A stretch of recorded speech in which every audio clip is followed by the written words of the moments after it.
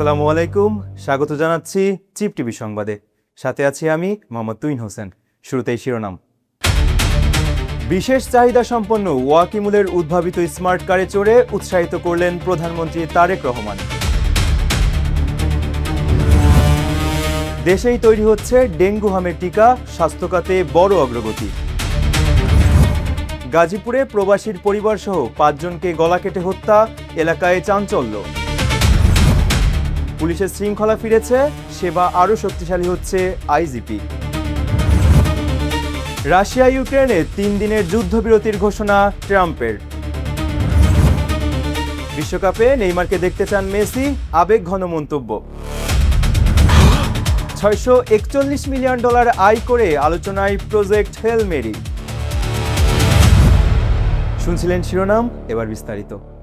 শারীরিক সীমাবদ্ধতাকে জয় করে দীর্ঘ প্রচেষ্টায় পরিবেশ বান্ধব ও আধুনিক প্রযুক্তি নির্ভর স্মার্ট কার বানিয়ে তাক লাগিয়ে দিয়েছেন বিশেষ চাহিদা সম্পন্ন কলেজ ছাত্র ওয়াকিমুল ইসলাম। এবার তার উদ্ভাবিত গাড়িতে চড়ে তরুণ এই উদ্ভাবককে উৎসাহিত করলেন প্রধানমন্ত্রী তারেক রহমান। শনিবার সকালে প্রধানমন্ত্রীর কার্যালয়ের আঙিনায় এই বিশেষ কর্মসূচি অনুষ্ঠিত হয়। বিস্তারিত দেখুন ডেস্ক রিপোর্টে।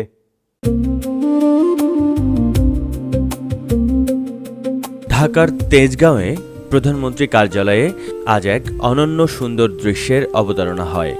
বিশেষ চাহিদা সম্পন্ন কলেজ ছাত্র ওয়াকিমুল ইসলামের উদ্ভাবিত একটি বিশেষ স্মার্ট কার পরিদর্শন করেন প্রধানমন্ত্রী এবং সেই গাড়িতে নিজেই চড়ে তরুণ উদ্ভাবককে উৎসাহিত করেন তিনি। শনিবার সকালে প্রধানমন্ত্রীর কার্যালয়ের আঙিনায় এ বিশেষ কর্মসূচি অনুষ্ঠিত হয়। অদম্য মেধাবী তরুণ ওয়াকিমুল ইসলাম তার শারীরিক সীমাবদ্ধতাকে জয় করে দীর্ঘ প্রচেষ্টায় এই পরিবেশ বান্ধব ও আধুনিক প্রযুক্তি নির্ভর গাড়িটি তৈরি করেছেন। ওয়াকিমুল ইসলাম একজন কলেজ ছাত্র, যিনি জন্মগতভাবে বিশেষ চাহিদা সম্পন্ন হওয়া সত্ত্বেও বিজ্ঞানের প্রতি প্রবল ঝোঁক থেকে এই গাড়িটি তৈরি করেছেন। গাড়িটি মূলত বিদ্যুৎ চালিত এবং এতে সেন্সর ভিত্তিক বিশেষ নিয়ন্ত্রণ ব্যবস্থা রয়েছে, যা শারীরিক প্রতিবন্ধকতা আছে এমন ব্যক্তিদের চলাচলের জন্য অত্যন্ত উপযোগী। প্রধানমন্ত্রী গাড়িটির বিভিন্ন কারিগরি দিক সম্পর্কে খোঁজখবর নেন এবং নিজে গাড়িতে বসে কিছু দূর ভ্রমণ করেন। তিনি ওয়াকিমুলের উদ্ভাবনী শক্তির ভূয়সী প্রশংসা করেন। এদিকে নিজের তৈরি গাড়িতে দেশের প্রধানমন্ত্রীকে যাত্রী হিসেবে পেয়ে আবেগ আপ্লুত হয়ে পড়েন ওয়াকিমুল ইসলাম। তিনি জানান, বাংলাদেশের মানুষের যাতায়াত ব্যবস্থা সহজ করতে এবং বিশেষ করে তার মতো ব্যক্তিদের স্বাবলম্বী করতেই এই স্মার্ট কারের পরিকল্পনা। প্রধানমন্ত্রীর এই অনুপ্রেরণা তাকে ভবিষ্যতে আরও বড় কিছু করার শক্তি দেবে। এই ঘটনাটি দেশের তরুণ উদ্ভাবকদের মধ্যে ব্যাপক উদ্দীপনার সৃষ্টি করেছে। প্রধানমন্ত্রী সরকারের পক্ষ থেকে ওয়াকিমুলের এই প্রযুক্তিকে আরও উন্নত করা এবং বাণিজ্যিকভাবে বাজারজাতকরণের সম্ভাবনা যাচাই করতে সংশ্লিষ্ট কর্তৃপক্ষকে প্রয়োজনীয় সহায়তা প্রদানের জন্য নির্দেশ দেন। ন্যাশনাল ডেস্ক, চিপ টিভি। দেশে প্রথমবারের মতো সরকারি উদ্যোগে ডেঙ্গু, জলাতঙ্ক ও হামের টিকা এবং সাপে কামড়ের প্রতিষেধক অ্যান্টিভেনাম উৎপাদন করতে যাচ্ছে রাষ্ট্রীয় প্রতিষ্ঠান essential drugs company limited. EDCL সূত্রে জানা গেছে, তাদের বিদ্যমান অবকাঠামো ব্যবহার করেই এই প্রকল্প বাস্তবায়ন করা হবে। এতে আনুমানিক ব্যয় ধরা হয়েছে 20 থেকে 25 কোটি টাকা। প্রকল্পটি চালু হলে বছরে প্রায় 90 লাখ থেকে 1 কোটি ভায়াল টিকা উৎপাদন সম্ভব হবে। বর্তমানে দেশে এই 4 ধরনের টিকার বার্ষিক চাহিদা প্রায় 50 লাখ ডোজ। ফলে স্থানীয় চাহিদা মিটিয়ে উদ্বৃত্ত টিকা রপ্তানির সুযোগও তৈরি হবে। এই উদ্যোগ সফলভাবে বাস্তবায়িত হলে দেশের টিকা ও অ্যান্টিভেনম সংকট কমার পাশাপাশি বৈদেশিক মুদ্রাও সাশ্রয় হবে বলে আশা করা হচ্ছে। গাজীপুরের কাপাসিয়ায় প্রবাসীর স্ত্রী সন্তানসহ 5 জনকে গলা কেটে হত্যা করেছে দুর্বৃত্তরা। 8 মে শুক্রবার দিবাগত রাতে উপজেলার রাউতকোনা গ্রামে এই ঘটনা ঘটে। পুলিশ ও স্থানীয় সূত্র জানায়, রাতের কোনো এক সময় ওই 5 জনকে হত্যা করা হয়। নিহতদের মধ্যে প্রবাসীর স্ত্রী, তার 3 কন্যা ও শ্যালক রয়েছেন।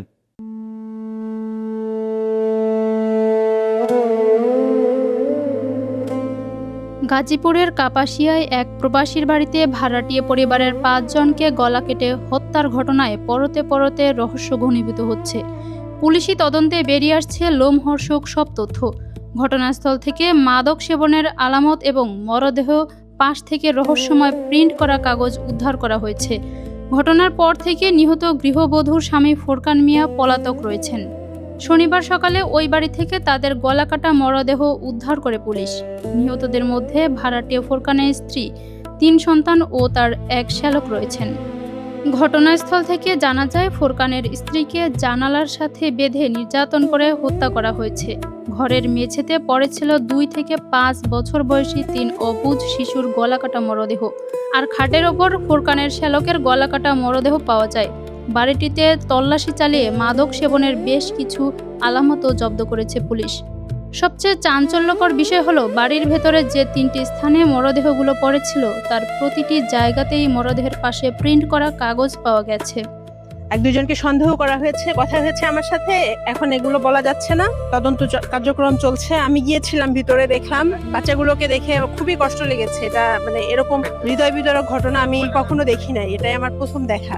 খুবই দুঃখজনক। আমরা চেষ্টা করব আমাদের প্রশাসন, পুলিশ, সমস্ত যে বাহিনী আছে, ইন্টেলিজেন্স, সবাই মিলে আমরা দ্রুত যেন ওই খুনি যে বা যারা তাদেরকে ধরে যেন আইনের আওতায় আনা হয়। এসব কাগজের বিস্তারিত তথ্য এখনও জানা না গেলেও প্রাথমিকভাবে ধারণা করা হচ্ছে সেগুলো কোনো মামলার নথিপত্র।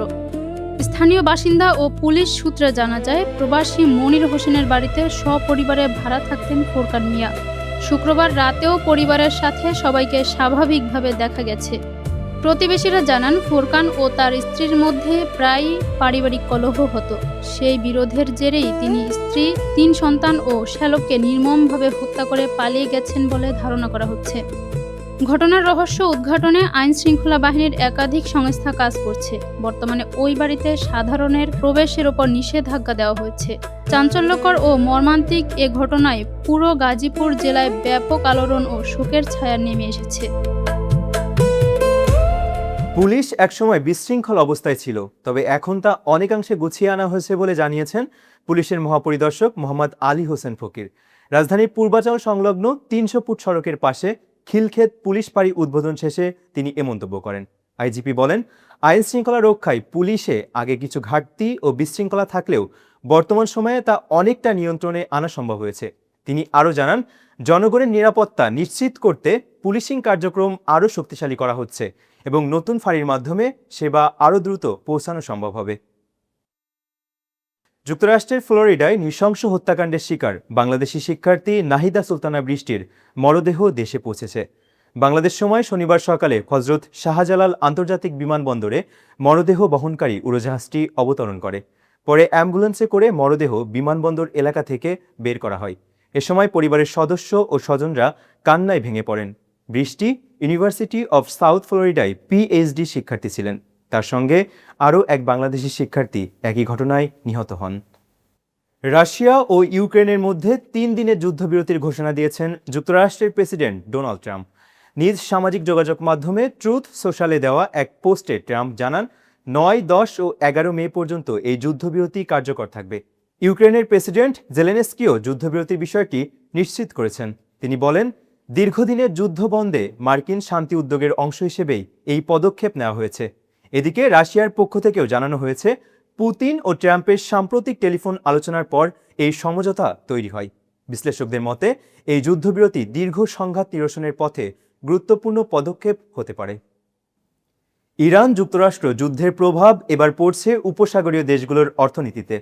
ক্ষেপণাস্ত্র হামলায় কাতারের গুরুত্বপূর্ণ গ্যাস স্থাপনা ক্ষতিগ্রস্ত হয়, বৈশ্বিক এলএনজি সরবরাহে বড় ধাক্কা লেগেছে।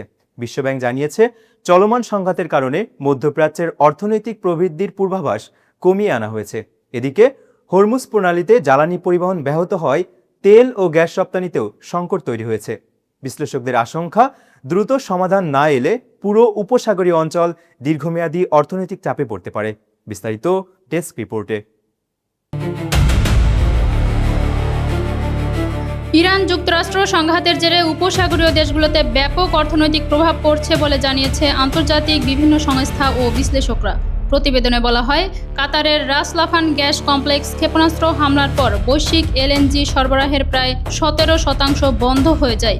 এতে কাতার এনার্জির বছরে প্রায় $2000 কোটি ক্ষতির আশঙ্কা তৈরি হয়েছে। বিশ্বব্যাংক জানিয়েছে, যুদ্ধের কারণে মধ্যপ্রাচ্যের চলতি বছরের অর্থনৈতিক প্রবৃদ্ধির পূর্বাভাস 4% থেকে কমিয়ে 1.8% নামিয়ে আনা হয়েছে। একই সঙ্গে হরমুজ প্রণালীতে জ্বালানি পরিবহন ব্যাহত হওয়ায় তেল ও গ্যাস রপ্তানিতে সংকট তৈরি হয়েছে। আন্তর্জাতিক জ্বালানি সংস্থার তথ্যমতে বিশ্বের প্রায় 20% তেল ও এলএনজি এই প্রণালী দিয়ে পরিবাহিত হয়। এদিকে পর্যটন খাতেও বড় ধাক্কার কথা জানিয়েছে world travel and tourism council.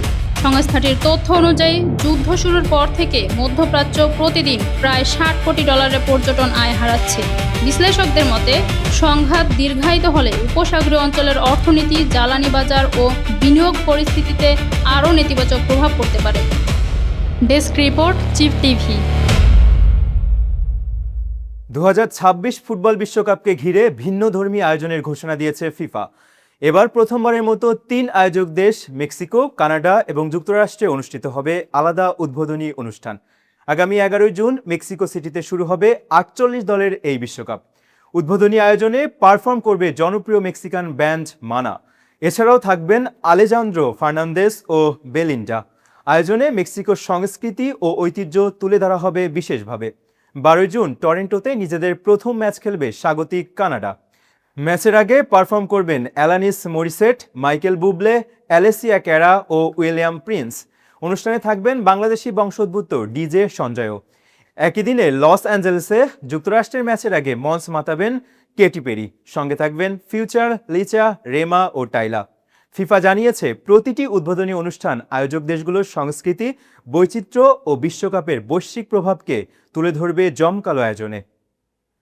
আসন্ন ফিফা বিশ্বকাপে ব্রাজিল দলে নেইমারকে দেখতে চান আর্জেন্টাইন সুপারস্টার লিওনেল মেসি। দীর্ঘদিনের বন্ধু ও সাবেক সতীর্থকে নিয়ে আবেগঘন মন্তব্য করেছেন এই ইন্টার মায়ামি তারকা। সম্প্রতি লো ডেল পোলো পডকাস্টে দেওয়া সাক্ষাৎকারে মেসি বলেন, সেরা খেলোয়াড়দের বিশ্বকাপে থাকা উচিত এবং নেইমার সবসময়ই সেরাদের একজন। তবে নেইমারকে নিয়ে একথা বলার সময় তিনি নিরপেক্ষ থাকতে পারেন না বলেও স্বীকার করেন মেসি। বার্সেলোনা এবং পিএসজিতে একসঙ্গে খেলার সুবাদে দুজনের বন্ধুত্ব আরও গভীর হয়। মেসি বলেন, নেইমার আমার খুব ভালো বন্ধু, আমি মনে প্রাণে চাই তাকে বিশ্বকাপে দেখতে। তিনি আরও বলেন, ব্রাজিল ও বিশ্ব ফুটবলের জন্য নেইমারের উপস্থিতি বিশেষ গুরুত্ব বহন করে।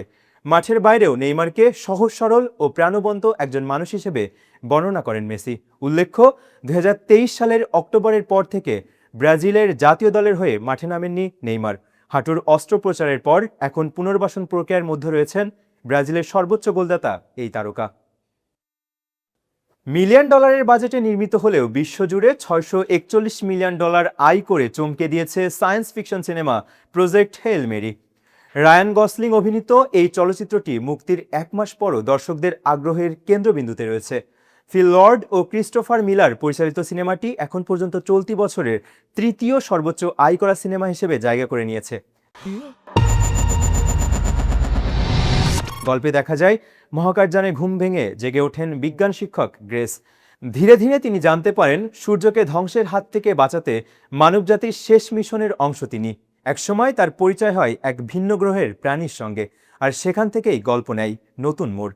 সমালোচকদের মতে বিজ্ঞান, আবেগ ও হাস্যরসের মিশেলে তৈরি এই সিনেমার সবচেয়ে বড় শক্তি রায়ান গসলিংয়ের চরিত্র। যদিও দীর্ঘ সময় এবং কিছু পরিচিত গল্পধারার কারণে সমালোচনাও রয়েছে, তবুও প্রজেক্ট হেইল মেরি এখন বিশ্বব্যাপী দর্শকদের কাছে অন্যতম আলোচিত সায়েন্স ফিকশন সিনেমা। পরবর্তী সংবাদ দেখার আমন্ত্রণ জানিয়ে শেষ করছি এখনকার চিপ টিভি সংবাদ। এতক্ষণ সাথে থাকার জন্য ধন্যবাদ। দেশ বিদেশের সব গুরুত্বপূর্ণ খবর সবার আগে পেতে চোখ রাখুন আমাদের ওয়েব পোর্টালে। এছাড়া ফলো করুন চিপ টিভির অফিসিয়াল ফেসবুক পেজ এবং ইউটিউব চ্যানেল।